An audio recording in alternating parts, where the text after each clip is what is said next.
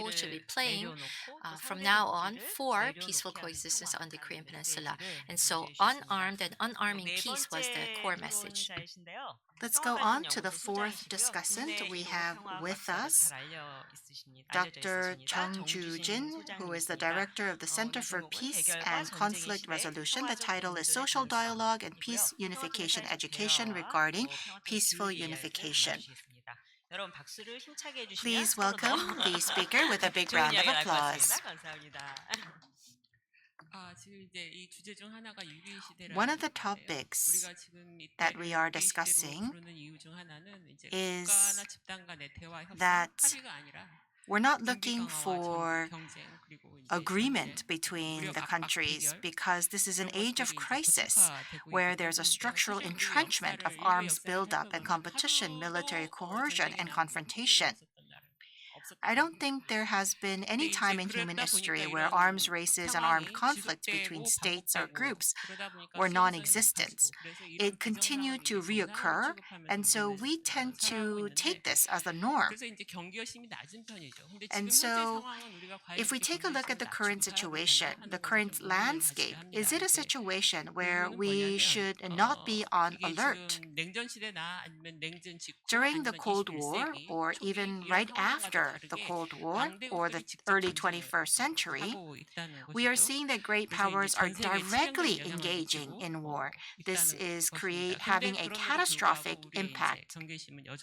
But even so, we are not on alert about the current situation. The gravity of the current situation lies not only in the persistence of great power wars and military interventions, the immense human and societal cost they entail. A further, less readily perceived dimension of this crisis is that as exposure to war has increased in recent years and societies have grown accustomed to it, public opinion in many contexts have increasingly come to regard war as one of the acceptable means of resolving problems. Whenever there is a war, societies have different support for the war. Typically around the world, about 1/3, at times exceeding 90%, support the war. This suggests the expansion of a war discourse that recognizes and endorses war as a normal political practice, one that legitimatizes reliance on force, justifies military buildups in preparations for war, and frames war as a political choice, a just war, or an exercise of right to self-defense. Rather than rejecting war, people actually reject wars for certain purposes and accept wars or support wars for other purposes. The Korean Peninsula lies at the intersection of these global dynamics, and their implications extend far beyond purely political or military domains. Frequent exposure to conflict and global diffusion of war-related discourse can reinforce tendencies to justify inter-Korean military confrontation and arms competition to perceive war as one of the possible means of resolving resolutions and disputes. So we are seeing that on the Korean Peninsula, there's a constant armed race and also arms competition. We are actually accepting this as normal rather than exceptional, thereby diminishing sensitivity to the absence of a peaceful coexistence. In this regard, the global crisis and the crisis on the Korean Peninsula are inseparable. The situation on the Korean Peninsula is at its worst because there is a severance of inter-Korean relations and intensifying arms race. What is even more important is that the expectation for peaceful coexistence and improvements in inter-Korean relations is very low. It's because the confrontation has been prolonged, and so we are very used to that. And we also have fatigue stemming from 2 decades of inter-Korean dialogue followed by repeated reversals. It is also attributable to the diminished sensitivity to developments on the Korean Peninsula in context of the global diffusion of war-related discourse.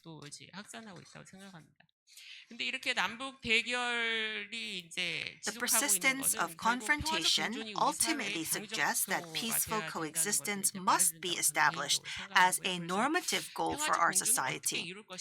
How can we achieve peaceful coexistence? That should be our task at hand. We need to have a heightened understanding about this. Will this come naturally? I don't believe so. To enhance public awareness, we need to have intentional activities, and we need to have an environment where social dialogue is facilitated through unification education and peaceful education.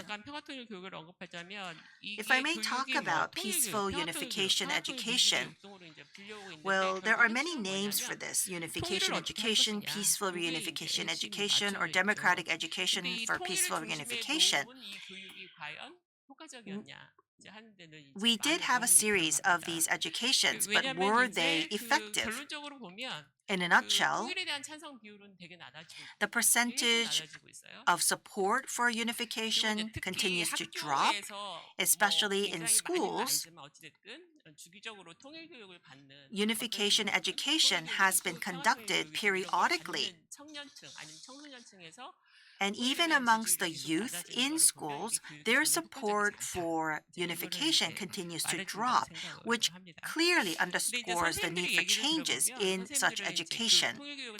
If we talk to teachers who teach reunification, they always say that we should no longer focus on the necessity of unification because the youth are well aware of the current situation.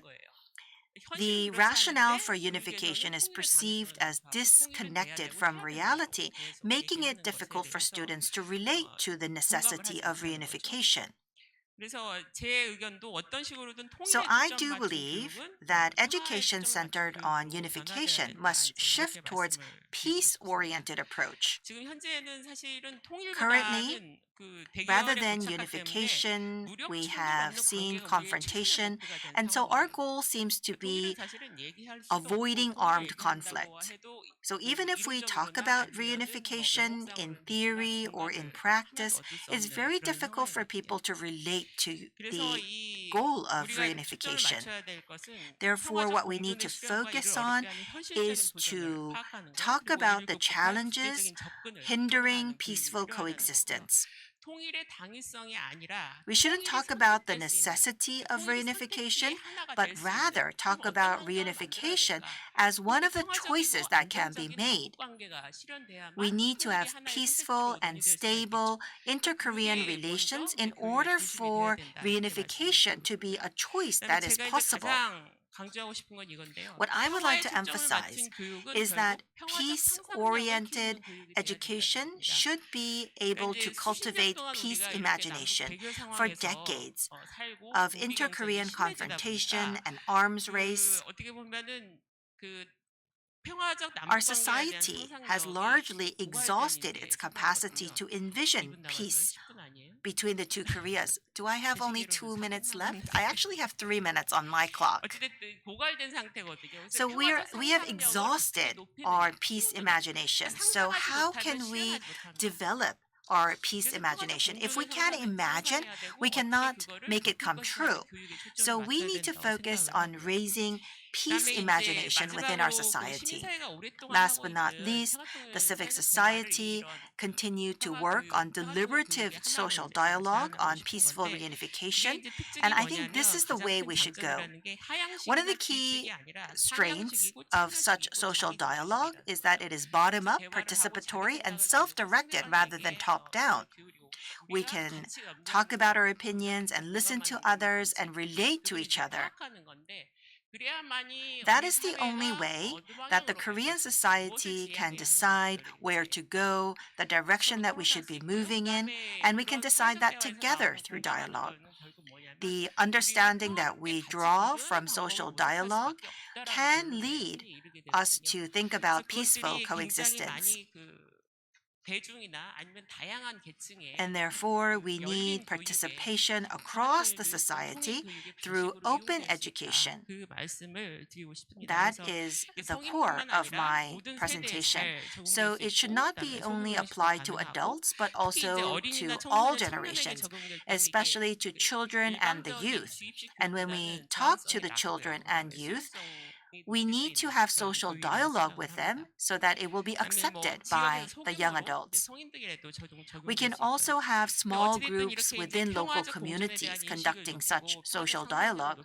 Social dialogue is flexible and it can lead to peace, imagination. But what is more important, in order for social dialogue to spread, we need the interest of governments as well as the active participation of civic society. The Ministry of Unification does support large-scale campaigns, but each civic society can work in their own domain or their own local community to conduct small-scale social dialogue. So I do believe that we need efforts on all fronts. Thank you. 네, 고맙습니다. Thank you very 우리의 much. 교육의 방식이 어떻게 Thank you 전환되어야 for 되는지 telling us 말씀하셨고, what we need to do to 상상력이 shift 있어야 our 그것을 direction of 실현하는 힘이 education. 생긴다라는 And thank you for 이야기로 that statement that 풀어주셨습니다. imagination will 다섯 make 번째 execution possible. 토론자는요. Our fifth discussant 황호섭 한국 is Hwang DMZ Ho-seop, 평화 Executive 생명공사 Director of the 상무국장이시고요. DMZ 현재 Peace 강원도 Life Park. 접경 지역에 살고 계시고 Currently, 또 he's living 활동하고 in the 있습니다. Gangwon border 이 area 활동을 and is an 기반으로 해서 activist 오늘 there. DMZ Today he's 일원의 going to talk 생태적 about Korean 보전과 Peninsula 한반도 peaceful 평화 공존의 coexistence and 연계라는 border 질문으로 토론해 areas, 주셨습니다. the connection 오늘 between 그 the 해외에서 two. 오신 두 분을 빼고는 가장 So 멀리서 오신 he has traveled 토론자시거든요. farthest 그만큼 except 큰 for 박수 our two 맞이해주시면 international guests. So 좋겠습니다. please give Executive Director Hwang a warm applause. 반갑습니다. It's 저는 nice to meet 강원도 you. 인제에 I 살고 있습니다. am living in Inje in Gangwon province right now. So I went to Inje in 2009 and I'm working in the DMZ Peace Life Park right now. So I'd like to briefly introduce our organization. You might be wondering what this organization does. In 2009, we were established in Inje. In particular, we are about 15 kilometers away from the demarcation line, the truce line. So it's a village, and what we do is the ecological value and the historical and cultural lessons and the import of the DMZ and the importance of unification. We do a lot of activities on these important topics. So it's a huge complex. So many people visit, they stay overnight. So on a yearly basis, we educate about 8,000 people. A lot of soldiers live around our complex. There are teachers and international guests and even local residents come to participate in our activities. So the DMZ Peace, Life, Unification are the topics of education that we provide. But of course, our education topics shift from time to time. Sometimes we would talk or focus on unification. And we are 15 kilometers away from the truce line, but for the local residents, honestly, they live a very peaceful life there. And right now, it's time for planting potatoes. Previously, when there were conflict or confrontation between the two Koreas, and last year also in the military demarcation line, there was crossings by North Korean soldiers. But the local residents, inside they may be experiencing some nervousness or concern, but at least on the outside, they live a very peaceful life. But coming to Seoul, I realized that there's the sense of crisis that is beginning within me because it's very complicated here. So oftentimes it seems that the Korean people, South Korean people, forget the fact that we are a divided peninsula still. So even if we are oblivious to this fact, it doesn't mean that this goes away. So we have to ensure that this division, this threat, disappears to have genuine peace. And so the path towards unification is a path towards peace.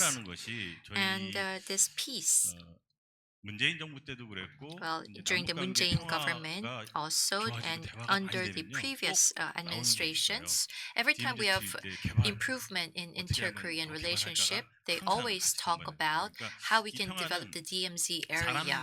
사람과 남북의 Or so 평화가 좀 peace, 중심인 것 you 같아요. know, of course, the 근데 main 궁극적으로는 peace 저는 has to 그런 do 자연과의 with 평화가 peace 함께 between the 가야 two 되지 Koreas, 않을까. peace between people. But I also 왜냐하면 believe that as 우리가 통일이 important is 됐어요. peace 통일이 between 됐지만 people 기후 and 위기 nature. 문제라든지 After 뭐 생물의 unification, 멸종이라든지 we 이런 will 것 still be 때문에 faced 지금 with DMZ 일대가 climate 뭐 change 망가져서 and 사람이 other 살 수 없는 곳이 ecological or 그렇게 됐을 때 environmental 통일이 큰 disasters 의미가 and 있을까? devastation. So 통일은 when we 그 experience this 자체로 extreme 평화 environmental disasters, 모든 will 생명의 unification or 평화에 peace still be? 기여하는 Can we 그런 call our 곳이 되어야 society 되지 peaceful 않을까 society? 생각이 No, 들고요. if that's not 그렇다고 the 지금 case, then 당장 we 뭐 need to 통일이 think about 되지는 않을 것 peace 같아요. with all different 뭐 그쪽에서 뭐 stakeholders 적대적 from now on.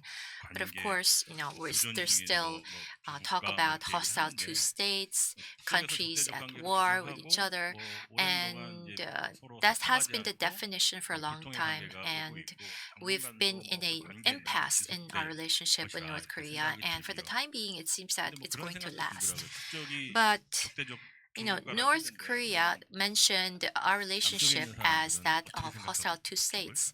But 저 what do 길을 the 다니고 South 있는 Koreans think 시민들이나 about our 또는 relationship 저희 with the North? 평화생명공사 If you 근처에 ask the 살 people 이제 in the 주둔해 streets, 있는 or if you 군부대나 ask the 또는 뭐 military 정치권이나 people 이런 surrounding 사람들은 북쪽을 the 뭐라고 in the 생각합니까? bases surrounding our park, you know, what would they think? 2018년도에 그 In 정상회담 2018, 하면서 we 이 had 비무장지대 the 내에 있는 summit, GP를 다 and 철거했어요. at that time we 12개. removed 12개 철거하기로 했는데 the 하나씩은 12th 남기고 GP 11개를 guard 철거했죠. post 근데 in 지금은 the 다시 한번 다 DMZ. 복원했을 But 겁니다. 그때 my understanding is 철거하면서 that they've been restored. 그 잔해물을 As we were 가지고 저희 removing the 평화동산 안에 GPs, 평화의 나무라는 the 탑을 이 군인들하고 a tower 여수가 called 만들었어요. the 근데 Tree 12사단이 of 와서 그걸 Peace was 설치를 했거든요. established. The 근데 12th 그렇게 평화의 Division came 나무라고 in 설치를 했는데 to 거기에 설명을 build 보면 these monuments. If you 빨간 look at the 글씨로 딱 한 explanation, 글자가 there's just 이렇게 써놓더라고요. one 네.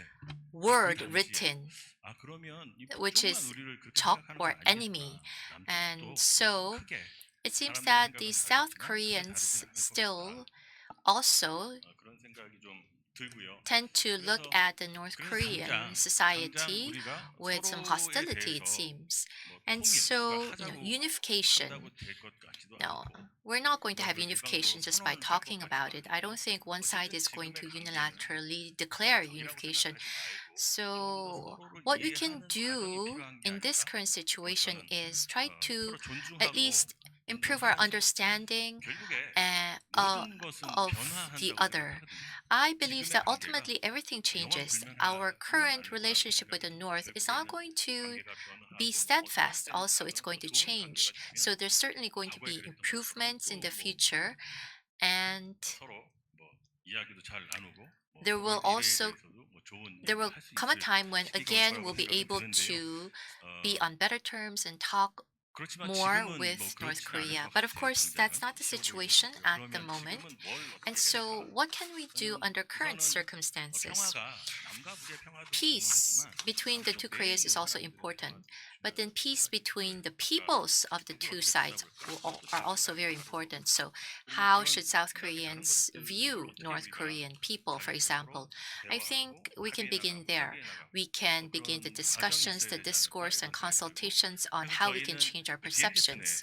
내에서 So within the DMZ DMZ, 그런 지역에 in the 있는 border 주민들도 생각이 다를 areas, 거고 you know, 주민들도 residents 그런 have 평화 말고도 different 또 주민들 ideas 간의 분쟁도 also. 엄청 많고 And, you know, 뭐 우리가 honestly, 생각하는 there's a lot of 지금 얘기하고 conflict 있는 and 이런 difference of 분쟁 opinion 말고 even among the local 이 residents 평화에 대해서 as well. 인간적으로 And 좀 so I 양쪽에서 believe 생각하고 that we 그것을 should begin 접근하고 from 그래서 thinking 그것을 about peace in 느끼고 our 그게 daily lives, 결국에는 you know, trying to approach 뭐 미국 the 간의 issue of 평화뿐 peace 아니라 그것이 in our daily 나아가서 lives. 이제 So 남과 this is 북의 peace 평화도 not just 또 among 평화에 the 기여할 수 있지 neighbors, 않을까 but 이런 생각이 also 들고요. between the two 그래서 그런 Koreas and the peoples 지역에서 of the two 그런 Koreas. And 주민들과의 so we can begin 어떤 locally 평화 생명 the 공동체를 만들어 peace 나가는 일, and 특히 life DMZ communities 접한 being 접경 built 지역에서 그런 것들을 만들어 near 나가는 the 일이 DMZ. 매우 소중할 것이다. And so 이런 these kinds of 생각이 하나가 있고요. activities will become more 또 한 가지는 valuable 아까 down the 말씀드린 road. 것처럼 And 그런 another 자연과의 thing 평화 I'd like to stress is we need to have peace with nature as well. Throughout the entire Korean Peninsula, it's important to establish a single community, nature community. So, for example, the cranes, we have about 3,000 cranes living in the DMZ area. So there are 3 different types of cranes that we can see in the Cheolwon Plain. So it's possible because of the environment of DMZ. And also in the mountain areas, we have the Asian black bears and the musk deer and the foxes as well.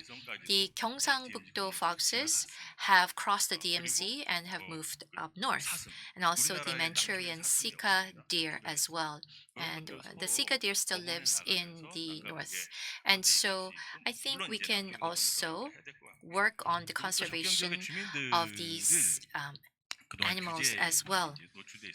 And another area that we can begin to work on is sustainable development projects. So, for example, there's still a lot of fossil fuel driven agriculture practices in the border areas. So I think we can begin to have projects to shift to solar power driven organic farming to have energy transition, since energy is becoming very important, particularly in this climate change era.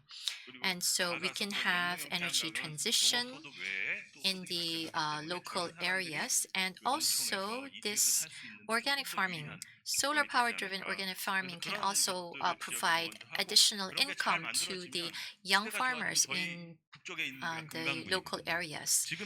And right now it's the central government that is leading the cooperation with North Korea.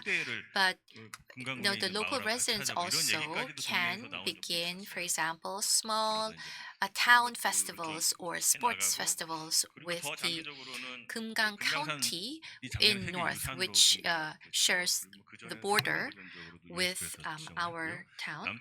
And also we should strive to have the DMZ registered as a UNESCO Biosphere Reserve or UNESCO World Heritage Site so that we can form a UNESCO designated conservation axis.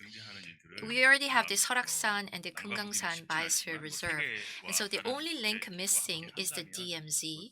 And so if international organizations, our government all come together, it will be possible to form that entire biosphere reserve, this pillar.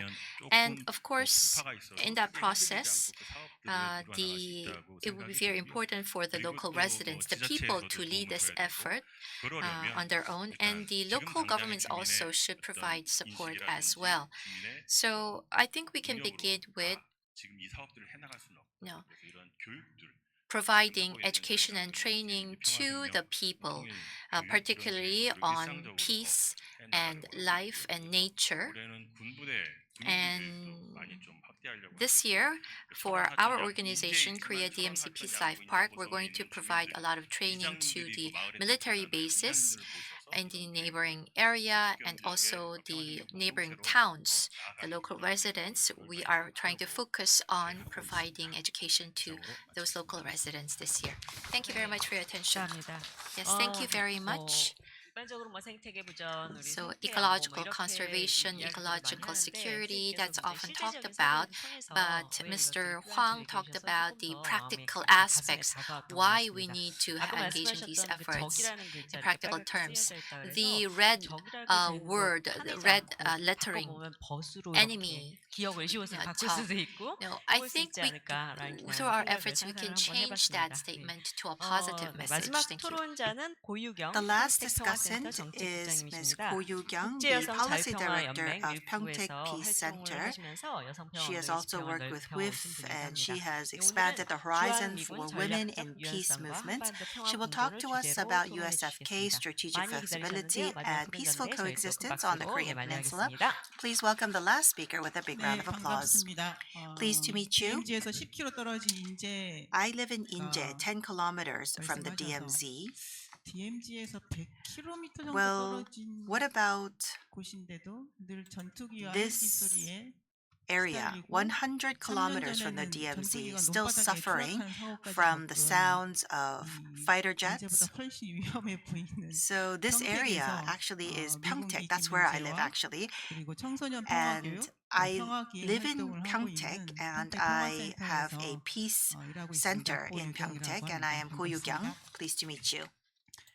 저는 오늘 최근에 주한미군 전투기들이 서해에 Recently, 출격하고 we have 그리고 seen 미국 the 이스라엘이랑 공격 USAF fighter 후에 jets 주한미군 무기를 having 반출하는 sorties 등 into 한반도 the 안보 West 위기를 Sea 불러올 and the 수 있는 removal of 미군의 USFK 전략적 weapons following the 유연성 US-Israel 문제가 attack 불거지고 on 있는 Iran. 상황에 And so 비추어서 the issue of US 이 military 문제를 strategic 평화와 flexibility is in the 민주주의 limelight. 그리고 I would like to discuss this 미국의 issue 해외 from the 기지 중에서 가장 perspective of 큰 peace, 기지가 democracy, 조성된 평택 지역 and the 주민 residents of 입장에서 Pyeongtaek, where the 살펴보려고 largest 합니다. and most advanced US overseas 먼저 base is 주한미군 located. 기지와 시설의 사용은 The use of 한미 상호 USFK 방위 bases and 조약과 facilities is 그에 따른 based on the 주한미군 ROK-US 지휘 Mutual 협정에 Defense Treaty and the accompanying 한미 동맹은 SOFA 북한의 status. 대남 공격을 Under the 억제하고 ROK-US 격퇴하기 위해서 Defense 미국이 Treaty, 한국에 the U.S. 안전 provides 보장을 security 제공하고 guarantees to 그 Korea to 대가로 deter 한국은 and repel 미군에게 North 기지를 Korean attacks 제공합니다. against the South, while Korea 여기에다가 provides bases to 특별하게 the U.S. 미군은 military. 한국군에 대한 Furthermore, 작전 it was 통제권을 specifically 보유하는 게 agreed 하나였습니다. that the U.S. military retains 그래서 operational 한국 방위를 control 위한 over 미군의 the 안정적 Korean 주둔을 military. 위해서 To 한국은 ensure the stable 특별 합정을 stationing of U.S. 체결해서 forces 방위 in Korea for the 분담금을 defense of 미군에게 Korea, 지원하기도 a special 하고 있습니다. agreement was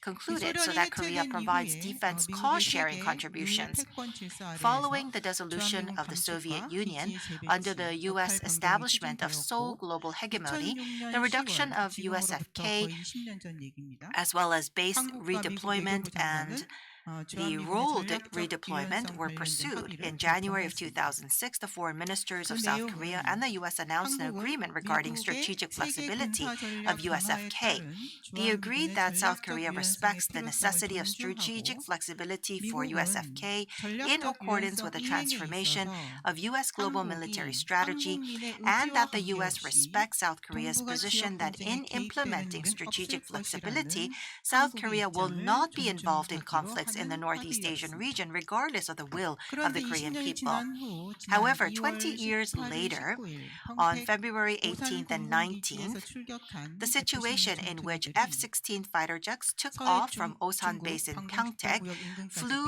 비행하여 near the Chinese 중국 air 군과 defense 대치하는 상황이 identification 생긴 zone 것은 in the West Sea 이 and 위에 confronted 20년 전 the 합의를 Chinese military 위반한 것이라고 constitutes 할 a 수 있겠습니다. violation of this agreement. 한국 정부의 동의를 The 구하지 consent of the 않았고 South Korean government was 한국 not sought, 국방부 and 장관이 the South 해당 Korean 훈련을 Minister of 즉각 National 중지할 Defense 것을 was 요청하기로 compelled to 하였습니다. request the immediate suspension of 한 the 주한미군 relevant 사령관은 exercises. 주한미군 Although 기지를 the commander of 미국의 USFK refers 항공모함이라고 to U.S. 말하는데 military bases 이 as U.S. 기지들은 aircraft 엄연히 carriers, 한국 영토의 these bases 일부이고 are 여기서 undeniably part of 벌어지는 the Korean 작전이 territory. 한국의 안전에 Therefore, if 위협을 줄 operations 가능성이 conducted 있다면 here 당연히 pose a 사전 potential 협의와 threat 동의 to the 과정이 Korean 필요합니다. security, a process of 그리고 prior 한국의 안전을 consultation and 위해서 consent is absolutely 취소할 수도 necessary. 있습니다. Operations can 그럼 also 여기서 be denied as a 궁금한 part 질문이 of 나오는데요. the 왜 하필 지금 이런 일이 need for 벌어진 Korea's safety. But why is this happening at 20년 전 this moment? 합의가 왜 지금 Is it because the 문제가 U.S. 되어서 administration 나타나는 has 것일까? changed? Why is 쉽게 this 생각해 볼 수 becoming an 있는 건 issue 미국 정부 때문에 트럼프 20 years 때문에라고 질문을 after 해볼 수도 the 있긴 agreement? 하겠지만 저는 I note 이 합의 that 이후 over the past 20 20년이 흐르는 years, 동안에 the physical 주한미군 environment 기지가 of U.S. 재편되고 military 기능이 bases has been 강화되면서 reshaped 물리적 as they 환경이 have been 조성된 reorganized 점이 and their 이것을 functions have been 가능하게 strengthened. 했다는 것을 And so 주목하고 these 있습니다. physical changes have 그리고 이 enabled the current 기지의 situation. 변화가 While 평택 지역 these 주민들의 changes 삶에 have a 매우 큰 significant 영향을 impact 미치고 on the 있지만 lives of 이 residents in the 역시 Pyeongtaek region, 주목받고 있지 there are 못하다는 also 부분도 many aspects 살펴보려고 that are 합니다. going unnoticed. F-16 전투기들이 Pyeongtaek 출격한 Osan 평택 Air 오산 Base, where 공군기지는 F-16 fighter jets took 이름이 off, 오산 has 공군기지일 recently been 뿐이고 undergoing 평택에 significant 있습니다. 오산에 development. 있지 않고. It's called Osan Air 평택 Base, 오산 but it's located in 공군기지는 Pyeongtaek, 최근 not in 매우 큰 Osan. 변화를 도모하고 There has been a 있습니다. significant 우선 change in the Osan 비행장 Air Base 활주로가 원래 located in 한 Pyeongtaek. 개였는데 First, 추가로 the 활주로를 runway was a 건설해서 single runway, but an 2021년부터 additional runway 두 was 개의 constructed, 활주로를 and now there are 이용하기 two 시작했습니다. runways from 그리고 2021. 2023년에는 Subsequently, in 군산에 2023, 미군 기지가 하나 더 있는데요. 이 F-16 군산 fighter 미 jets 공군 from 기지 Kunsan Air 활주로 Base 전면 보수를 were 위해서 relocated to 군산 소속 Osan to F-16 전투기를 오산 공군 have 기지로 a 이동해서 overhaul 그곳에 터를 잡아서 of the 훈련을 Kunsan 하였습니다. runway. 이 와중에 In the 23년 meanwhile, 당시에 in 군산 소속 2026, 전투기 한 대가 an accident 평택 occurred in 횡성 which 노가리 a 논바닥에 fighter jet 추락하는 from 사고가 Kunsan 발생하였습니다. crashed into a rice paddy in 그리고 그 Dogori. 다음에 2024년부터 Pyeongtaek. 오산 공군기지에 Starting in 2024, the establishment and trial operation of a super flight squadron began at Osan Air Base. 원래 주한미군의 It is F-16 known that 전투기 US 비행 FK 대대는 typically operates 보통 F-16 전투기가 fighter squadrons 22대 with a fleet of 전후로 운영을 22 합니다. to 24 aircrafts, 그리고 오산 기지에 한 with 개 one 대대, squadron 그리고 군산 existing 기지에 at 두 개 대대가 Osan and two 존재했습니다. in 그러면 Kunsan. 대대가 세 개가 So there are 되겠죠. 3 이 세 squadrons. 개의 대대를 The 슈퍼 plan 비행 is 대대 to 두 개로 consolidate these 통합을 3 하고 into 2 이것을 super 모두 flight 오산 squadrons 공군기지에 and deploy 배치하는 both of 계획입니다. them to Osan. 그런데 하나의 슈퍼 비행 대대가 Each super flight squadron, because it's called super, is obviously quite large, and so each super flight squadron 전투기를 운영합니다. operates 그러면 이게 31 슈퍼 비행 대대이기 fighter 때문에 jets, and there are 오산 2, 공군기지에는 so in Osan there will be a total 전투기가 of 62 운영되는 fighter 셈이죠. jets. 이것은 과거 This 오산 exceeds 공군기지 1.5 전투기 times the 운영했던 previous 규모보다 operational 약 scale of fighter 1.5배 jets at 증가합니다. Osan Air Base. 매우 생소한 말들이죠. And so I did 어려운 actually 이야기입니다. share with you some 저는 jargon 이런 걸 that 왜 알고 may 다닐까요? sound very unfamiliar. I'm sorry that I am 단체 actually 회원들이 물어봐요. familiar with this 왜 jargon. 이렇게 시끄럽냐? And 요즘 너무 everyone asks 시끄러운데 me, why is it so 물어보면 noisy these 저희는 days? 조사하고 확인해서 We 설명을 해야 actually 합니다. look into it and provide an 시민단체들도 explanation. 이렇게 조사하고 If civic 설명해서 groups 회원들한테 are 설명하는데 explaining it 우리 정부와 by 평택시는 investigating into it, 이런 설명하는 노력이 너무 it would be great if the government and 게을러요. Pyeongtaek City would 맨날 also 미국 look into it, 탓하면서 아무 but they 설명을 always 하려 하지 blame it 않는다. on the US FK and they 그래서 don't provide any 이런 explanations. 전투기가 올 초에 Early 이게 this 두 개의 year, 수평 비행 대대가 as the 됐잖아요. number of fighter 그럼 이걸 jets 어떻게 increased, 해봤습니까? 올해 초에 intensive 이 flight 두 개의 training 슈퍼 was 비행 대대를 conducted 실전으로 at 한번 Osan Air Base 돌려본 in 거죠. Pyeongtaek to test the 그래서 2 평택 super 오산 공군기지 squadrons. 두 개의 슈퍼 비행 대대를 테스트하는 The 비행 training, 훈련이 which 집중적으로 tested sorties 진행되었습니다. 1.5 times 그래서 1월 higher than the 26일부터 usual, 1월 went on 30일까지 from January 26th to the 집중 30th. 출격 훈련을 진행하는데 이 출격의 규모가 And 평소보다 1.5배 these sorties, as I mentioned 증가하고 before, was 실제 1.5 이 times higher 출격은 than the 전시 usual 상태를 amount, 가정한 and this was 훈련이었습니다. a training based 그리고 on 특징 중에 wartime 하나는 conditions. 전투기들이 계속 It was 연이어서 particularly 출격하는 notable that 그런 consecutive 연습들을 rapid 해본 sortie 거죠. tests were 그리고 conducted. 뒤이어서 2월 9일부터 Subsequently, from 13일까지는 February 9th to 한국과 the 미군 13th, 공군 연합 the 훈련이 ROK 쌍배 US 훈련이 Air 진행됩니다. Force Buddy Squadron 올해 쌍배 exercise was carried 훈련은 out. 참가 전력이 This was a 2배가 drill 됐고 that 그리고 more 출격 than 횟수도 대폭 doubled the 늘어나는 participating 훈련이었습니다. forces and 그리고 이 significantly 뒤를 increased the 이어서 number of 문제가 sorties. 됐던 서해 And the 출격 sortie training 훈련이 in question took place over the 설명절 West 연휴 Sea 마지막 on the 날에 last 진행이 day 되었습니다. of the Lunar 이 New Year 기간에 holiday 1월 weekend. 말부터 2월 So 중순에 from 이르기까지 the end 평택 of 주민들은 January 새벽에 to 전투기 비행기 소리에 mid-February, 잠을 깨고 the residents of 무슨 일이 생긴 Pyeongtaek 건 spent their 아니냐, days 너무 waking up at 무섭다 dawn 이런 at the sound 이야기들을 of fighter jets 하면서 flying, 나를 worrying 보내게 that 됐습니다. something might have 여러분 happened. 자료집 57쪽에 Please refer to page 제가 사진을 57 of 붙여놨는데요. your proceedings. I did 이게 include some 중고거래 pictures. 플랫폼에 동네 소식에 You can 사람들이 see 글을 올린 that 것입니다. people are uploading 동네 사람들이 postings 서로 on 안부를 bulletin 묻고 있는 boards, 그런 and you 상황입니다. can see that people are asking each other if they are okay. 시간을 거슬러서 15년 전에 이 15 years 오산 공군기지에 ago, 활주로를 when the 추가로 project to 건설하려고 할 construct an 때 additional 평택 runway 주민들이 at 문제 Osan 제기를 Air Base 했는데 was 그 being 당시 pursued, 국방부가 residents of 설명하기를 Pyeongtaek raised questions. At that 활주로라 time, the 추월 Ministry of 건설됐을 때 Defense 미군 explained that the 항공기 additional 개수나 runway 추가 비행 construction 훈련에 would not change the number 변화가 없을 of 것이다. U.S. 이렇게 military 설명을 aircraft 했습니다. or 그래서 additional 걱정하지 flight 마라. training. So 문제가 안 don't 된다. worry, 이런 it shouldn't be a 설명이었죠. problem.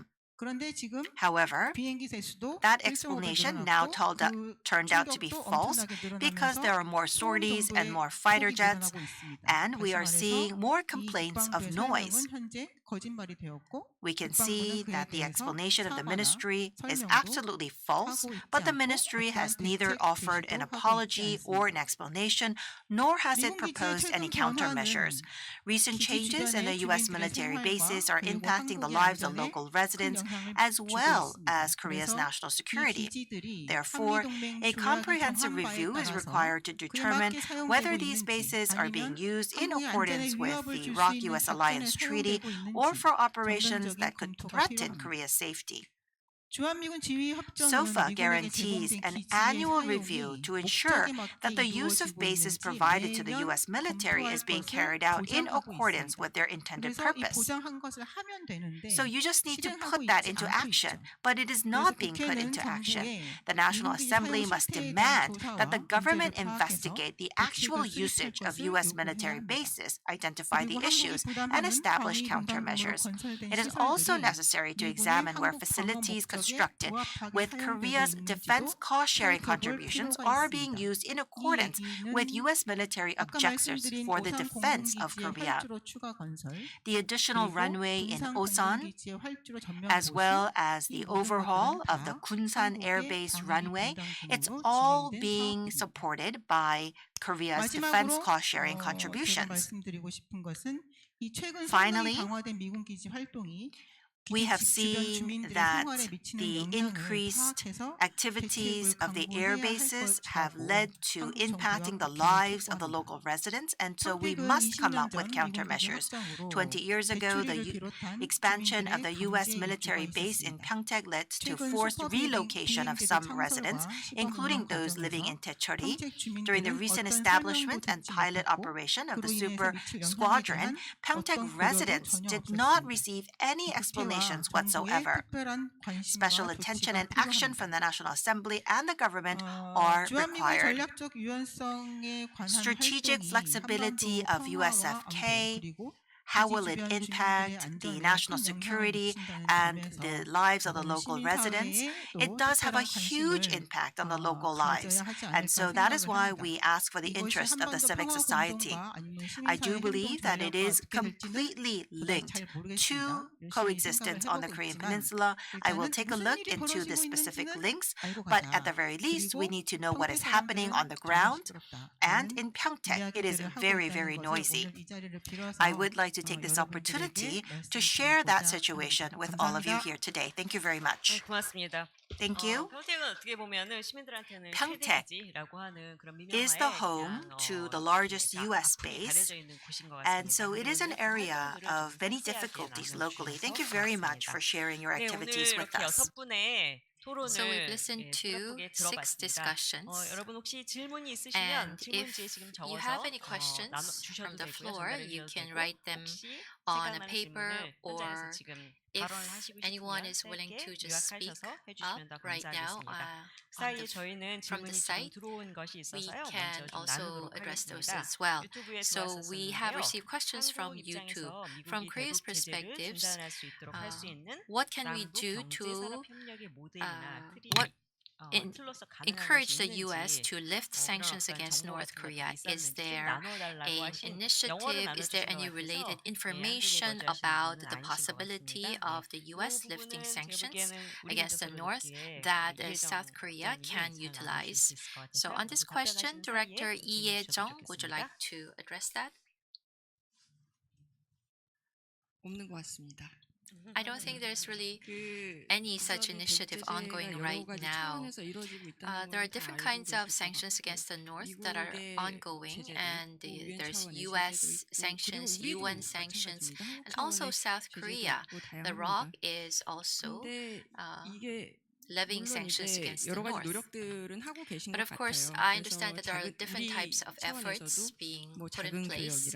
So for us also, small type of small-scale trading or using the third parties for engaging with North Korea. I mean, there are these attempts as well. But in terms of official joint ventures, well, there may be some attempps, but this is just my imagination, but I think we can begin small, small-scale trading activities. We can send work or products to the factories in the North, for example. I think we're going to ultimately go through the similar channels. But what I'd like to emphasize is that the sanctions against North Korea, it's about time that we really rethink those sanctions. There are 3 important aspects. First, course, the purpose cannot be achieved through sanctions. But still, for the local residents, this sanctions is bringing about so much pain because, goods and services cannot go in and out. So this is going to be a huge pain for the North Korean people. But the other aspect to sanctions is that there's this huge sanctions, but they're not working well. They're not working properly, as you know well. Russia, China, through other roundabout ways, there are still ways for North Korea to trade with the international community. As Dr. Frank mentioned earlier, there are these roundabout ways bypassing routes already. The third aspect is that it's not working well, but it is working for organizations or for businesses. So it's a huge constraint for the organizations or businesses outside of the North. And so my understanding is that the ROK government is looking into easing sanctions against the North right now. There are discussions ongoing, and we're hoping that this is going to happen. And of course, it's not going to be easy. However, fundamentally, we really need to look into these sanctions issue. Thank you. 질문이 있으실까요? Are there any other questions? 질문 준비하시는 동안에 As you are preparing to ask your questions, I actually have a question to Mary Joyce. Maybe it's a question or maybe a request for additional elaboration. So you have worked on the Ulaanbaatar process. So could you share with us some lessons from those activities? Your answer, please. Thank you very much for the question. Some lessons is quite a big question, although it sounds very simple. I think one of the main lessons that we are learning, I think, is patience and consistency. I think that when we are looking at having this kind of dialogue in very difficult regional dynamics, it's very easy to feel disappointed when you don't have short-term impact or results and you're not sure if what you're doing is actually having any kind of effect on making change as well.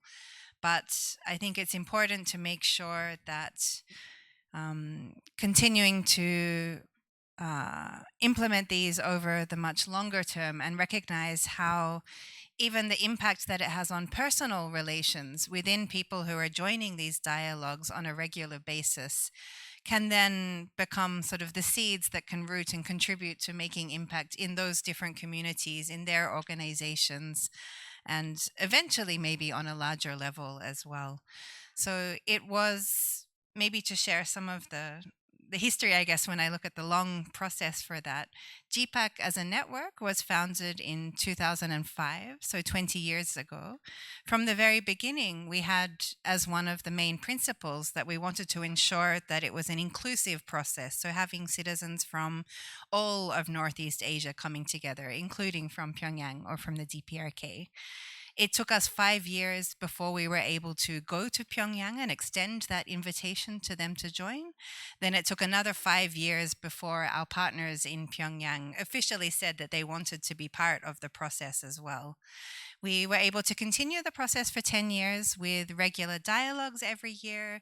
We had workshops and trainings in Pyongyang and in different parts of Northeast Asia. We had study visits where we went together with partners from the DPRK, for example, to The Hague, where GPAC's global office is located.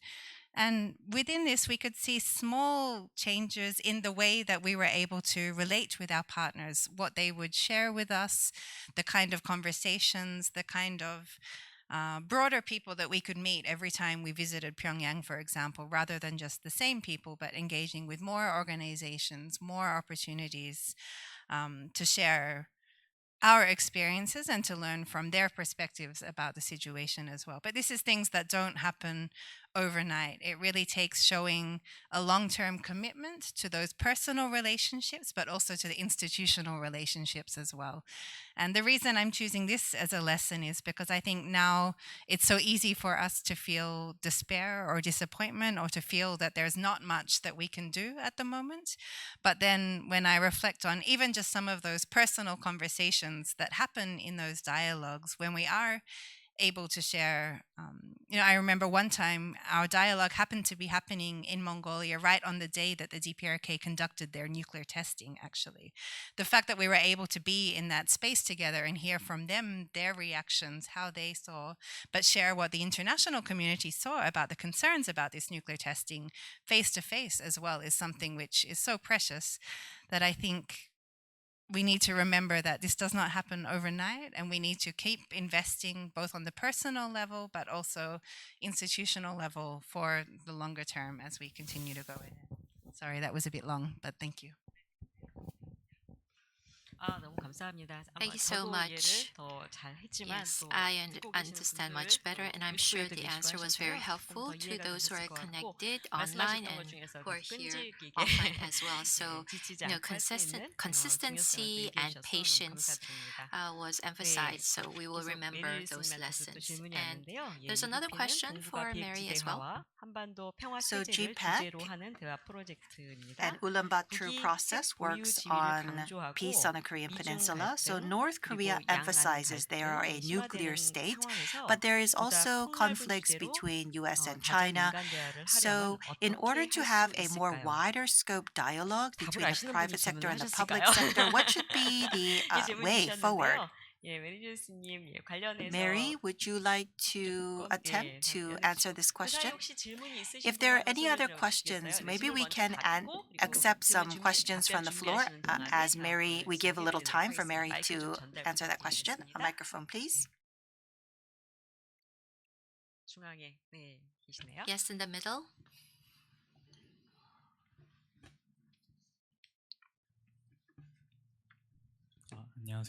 Hello, I am majoring in politics in grad school. My name is Lee Jun.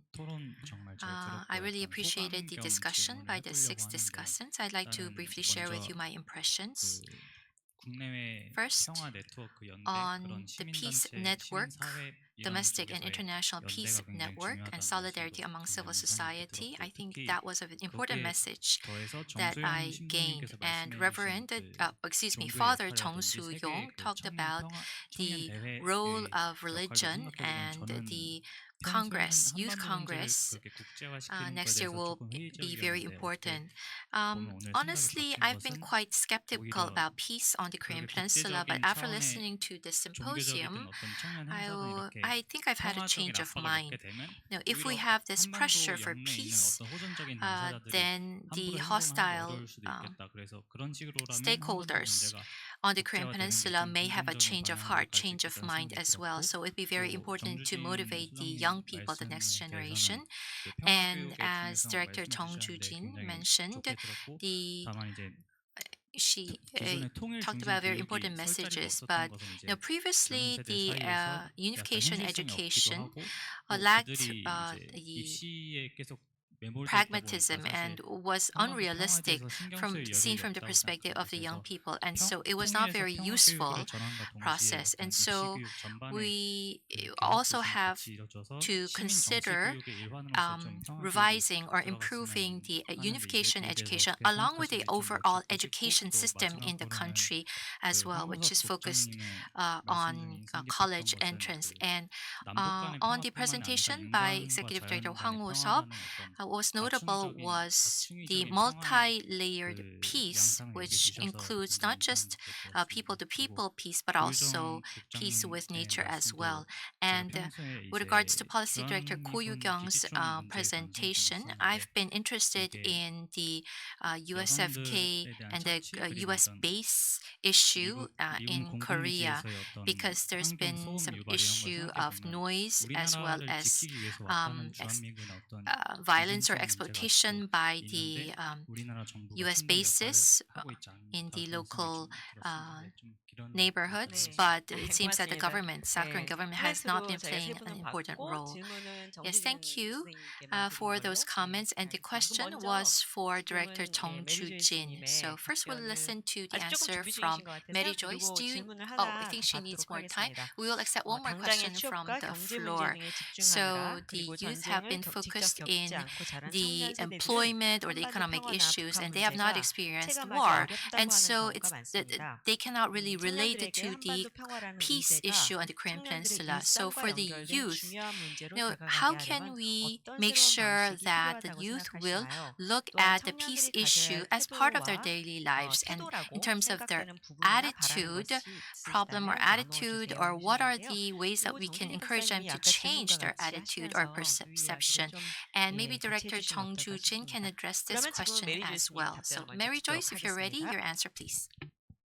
Sure, and thank you for the extra time. I think I will maybe respond to two parts of the question. The first was looking at, of course, we're not only talking about the nuclear weapons of North Korea, but broader situation in Northeast Asia. There's many different nuclear threats that we are facing, nuclear weapon states, of course, in the region. And I think this is why we see having the Ulaanbaatar process as a regular standing platform is so important, because we also have participants from mainland China, from Taiwan, from the United States participating in this as well. So the fact that we are able to get together and hear voices from experts and from citizens in Taipei and in Beijing, for example, talking about the tensions over the cross-straits issues at the moment, and then to also engage with people from the United States at the same time, I think is a very precious platform where this exchange is very, very challenging at the moment as well. So we do try and ensure that while the Korean Peninsula is the main focus of the conversations, of course, this is within the broader context of the dynamics here in the region as well. But the issue of how to make this a wider dialogue between, well, including private and public, I think is one of the limitations of what we have not really been able to do until now as well. Perhaps because the emphasis was put so much on ensuring the maintenance or the sustaining of this safe space for dialogue, it's meant that we have not necessarily been able to engage more with a broader range of stakeholders as well. And I think this is partly to do with some of the limitations of civil society that Yejung was mentioning as well. The limits of resources of NGOs, the limits of impact, the limits of space that I think in many parts of Northeast Asia it's very difficult to engage with those different sectors as well, even in Japan where I'm based. So not maybe the reverse of the question, rather than how we would been able to do that. I think this is one of the areas that we've identified there needs to be a lot more done, but we haven't necessarily been able to achieve that yet. Thank you. 네, 상황 나누셔서 감사드립니다. 네, Thank you for 정주진 sharing 박사님. your message with us, Dr. Chung Joo-jin.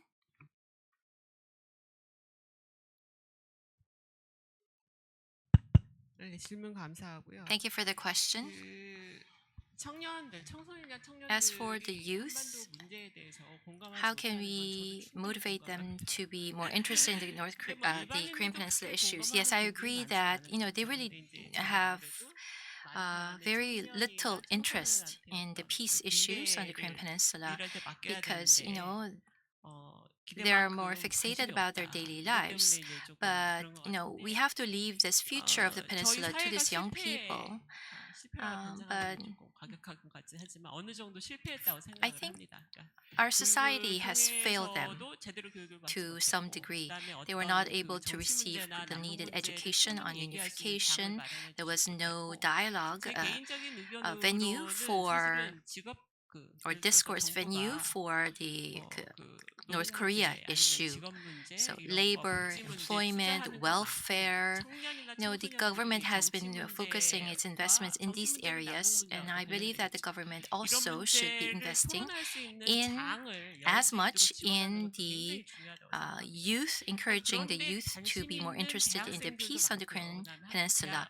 In fact, a lot of college students are interested in this topic, and even non-college young people are quite interested, but it's difficult for them to organize forums or meetings on their own. So organizing these forums, providing venues for the discussion and the discourse, I think that is what the government should be doing, what the role that the government should be playing, which is quite unfortunate right now because it's not doing so. And how can we try to link the daily lives of the young people with the peace issue? Well, this is my message for the young people. What kind of a Korean Peninsula do you want to live in the future? Personal happiness, of course, is important, but to have or to realize personal happiness, you have to have political stability, environmental stability as well. So in 10, 20 years, can you imagine a better Korean Peninsula, a happy Korean Peninsula in which you can live in? So right now, we have very serious problem of income inequality, but we still continue to increase our defense spending despite other needs. So that's the current reality, and this is directly linked to the future life and happiness of the young people. So, but unfortunately, the young people aren't really interested in this topic. And we talked about, or we heard about the Pyeongtaeng U.S. base right now, and this entails a huge investment. And so I think we are also having to increase our defense spending as a result of this current division. And also with the division, with the absence of peaceful coexistence on the Korean Peninsula, this still works as a major weakness for South Korea. In the morning when President Trump was giving a speech, he was saying that the U.S. allies are not helping in the Strait of Hormuz. He looks at allies as like hostages. And so whether it's economy or the political issue, the inter-Korean issue are all interrelated. And so without peaceful coexistence on the Korean Peninsula, this is going to continue to be a weakness on the part of the ROC, and we will be disadvantaged in our relationship with other countries as a result. This is going to continue to repeat itself. And so we need to take a broader perspective. So this is not limited to the inter-Korean relationship. We need to link the peace issue with international politics, international trends, and this is also directly linked to our daily life, our economic activities as well. So that's a message we should be giving out. We are almost out of time. If there is a short question, we will accept one last question. Please make sure that you keep your question concise. 안녕하십니까.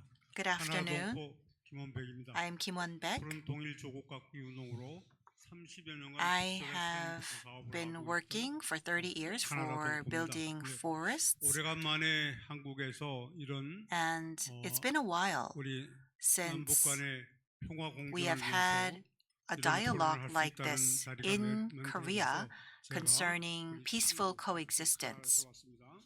경영에 같이 다니고 And 같이 일을 하고 있었는데 이 자리에서 I'm from 조용히 Canada, 툭하려고 and 했는데 I actually wanted to just quietly observe today, but I can feel the passion in me, and so I did want to take the floor.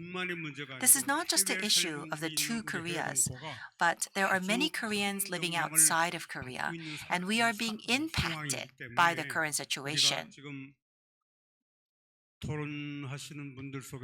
And so there are people who know me from the panel, and Mr. Lee Seung-hwan, who chaired session 1, worked with me in a civic society. It's been over 36 years since I have worked with North Korea, but even now, the two Koreas continue to repeat the same situation. You talked about the issue of education. I'm sure that's one issue. Up until now, we had rote learning in Korea, and rote learning was also applied to reunification education. So the youth, they need to learn why we need reunification. As I lived in Canada, I had a new view of my homeland. So both Koreas are my homeland. And so I think we cannot neglect the current situation. So I work through planting trees in approaching North Korea. So I am working on planting trees in North Korea, but still the two Koreas are very separated. 36 years ago, there was a youth in his 30s who graduated from Kim Il-sung University, and that person asked me, when will we reunify? I said, we will not see reunification for 30 years. Everyone who experienced the Korean War must die before reunification is possible. It's been 36 years since I met that young man, but the situation is exactly the same. I just wanted to express my frustration. You say that you are practitioners and scholars, so I wanted to add to this conversation. Peaceful unification seems to be very difficult at this point in time. So I think the only reunification that is possible is reunification by power. So I just wanted to share my perspective as a Korean living in Canada. Thank you very much. 네, 고맙습니다. Yes, thank you very much 그러면 for sharing your 마무리를 할 thoughts. It's 시간인데요. time for us to now 1시부터 conclude. 4시간 동안 So from 1 한국 p.m. 사이 for 4 years, 37주년 기념 we've 토론회 had this 위기의 International 시대, Symposium 평화공존의 commemorating 어떻게 the 할 것인가에 37th 대한 anniversary 걸로 of Moon-hwan's 나눴습니다. visit to North 현장에 Korea on 160여 가까운 an era 분들이 of 오셨었고요. crisis, the path to 또 peaceful 유튜브에서 많은 coexistence 분들이 on 함께 the Korean 해주셔서 Peninsula. We've had 감사드립니다. about 160 people 이렇게 here 많은 on 분이 site, and many people 신청하셔가지고 have connected 오늘 via 안 오시면 어떡하나 YouTube. 하다가 링크를 닫게 되었었어요. Honestly, 근데 we were a 오늘 bit concerned 처음부터 about the 그런 low 발언들이 turnout, 부탁급 and 발언을 we had 하고 했는데 closed the link, 아마 but 위기가 이렇게 many 고조되는 people did connect, 사람들의 and 계속 as the 불안을 crisis 야기시키고 continues 있는 상황 to 속에서 increase, 무엇보다도 a lot 한반도 of people 평화를 are 위한 being 시민들의 are 기대가 또 거기에 concerned. 반영된 것이라고 So I 저희가 think this 생각합니다. high level of interest 오늘 shows 나눈 the great 지혜와 interest 평화적 in 아이디어들이 peaceful 우리 그냥 coexistence 매일매일 among 변화하는 our 상황 속에서 폐기되는 participants. 정책이 아니고요. So 폐기되는 the 행동도 아니고 policies that are being 지속해서 formulated, 장기적인 관점에서 we 가져가야 할 have to 방향이다. ensure 또 that there is 지침이었다고 consistency 생각합니다. and there is 오늘 정말 patience 함께 as we 해주셔서 pursue these 감사드리고요. policies on the Korean 또 저희 Peninsula. 함께하는 모든 And thank you 행동들에 very 좀 much for your 요청을 드리도록 participation, 하겠습니다. and we will 4월 also 25일 invite 날 you 한반도 to 평화 participate 대회를 in our 진행하게 future 됩니다. activities. 중간 We will have the 개최해서 할 Korean 텐데요. Peninsula 오늘 Peace 다 Congress 동의를 on 신청하셨던 April 분들께서 동의를 하셔서 25th. 그 And 연락처로 so, 저희 또 일정을 with 같이 your 좀 공유를 permission, 드리도록 we will 하겠습니다. be 모두 sending 함께 out the 오셔서 schedule of our 예, Congress in 저희 April 함께 to all of 같이 the participants who have 소리 come today. 높여주시고 So 참여해 please 주시면 raise your 좋겠습니다. voices and 네, participate 그리고 in our 문익환 future 또 programs as well. 평화 And the 포럼이 4월 Munich-Kwan 23일 Peace Forum 한신대에서 목요일 날 will 1시부터 be 진행이 되네요. 지금 held in 한반도 Hanshin 비극과 University 대토론, on 한반도 April 평화 아키텍처의 23rd. 재구성입니다. It'll talk about the 여기에도 Korean 메모를 Peninsula peace 해주셨다가 또 architecture. 참석을 And so 해주시면 please 좋겠습니다. participate in 그리고 this 이제 forum 각 as well. 그 한반도 And 평화행동이라고 on 하는 we have 홈페이지도 the 있고요. 또 Korea 대통령 기념사업 Peace 홈페이지도 Forum 있으니까 webpage, 통해서 and 이런 through the 정보도 확인하실 webpage 수 we 있을 것 also 같습니다. provide a 함께 lot of 해주셔서 different 감사합니다. videos 저희 on this 큰 박수로 important topic. 마무리를 Thank you. 하도록 Let us all give 하겠습니다. ourselves a warm hand. 고맙습니다. Thank you so much.